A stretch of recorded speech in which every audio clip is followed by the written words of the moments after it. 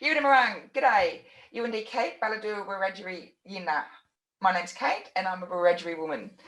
I haven't always known I was a Wiradjuri woman. It was a very poorly kept family secret, but it actually does explain how I ended up where I am today in some way. But let me take a little step back.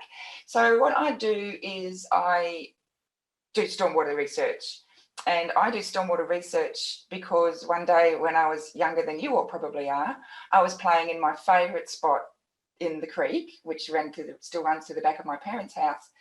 And it used to be this lovely clear pond. It was big enough that you kind of could dog paddle from one side back. And I'd always known there was this big round pipe there, but it never seemed really any major problem until one day I went back to that site for swim and couldn't see the bottom like I used to be able to. I was like, oh, okay, this has happened before.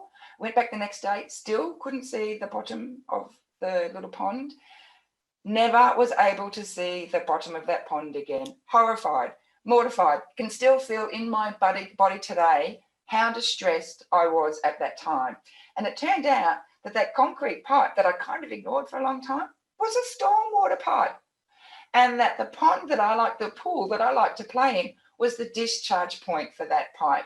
And as more concrete came in the suburbs, more rainwater got washed away, wasn't allowed to go into the grass anymore, got washed onto the concrete, into the pipe, and ultimately into my swimming spot.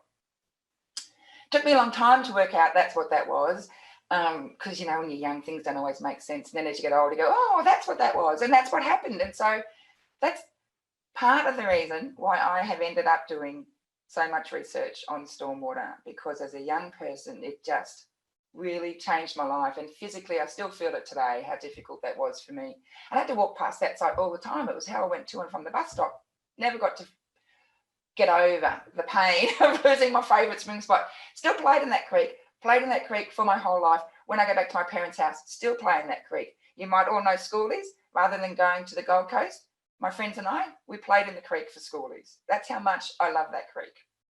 So fast forward, finished year 12, didn't do very well at school, have to say. Didn't really like school, wasn't that great at school, but still got accepted to, was well down my list of choices. The last one, this thing called hydrology.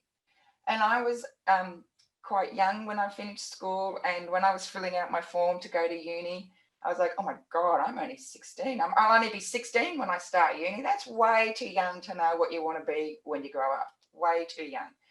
So I took a year off. I had a gap year long before gap years were trendy. And my gap year lasted about 10 years. It's more of a gap decade. Let's call it the gap decade, shall we? And in that time, I did lots of things. And one of the things that was actually very important to getting me to uni was I travelled to Thailand. And in Thailand, I fell in love with the language and spent some time in a place called Chiang Mai learning some Thai, so that when I could travel around, I could speak with people and find out what was going on and, you know, eat really well. And decided I liked the language so much that I wanted to go and learn it in Australia. And it turned out at that time you could only learn it at a university, and only one of two universities in the country, and one of them was Canberra. Took me a couple of years to steel myself, but I did, and came to Canberra and enrolled in a degree that would allow me to learn Thai. As part of that first year, you get to do lots of other subjects before you have to make a decision about what you want to do, mostly to finish your degree. So I chose to do geography.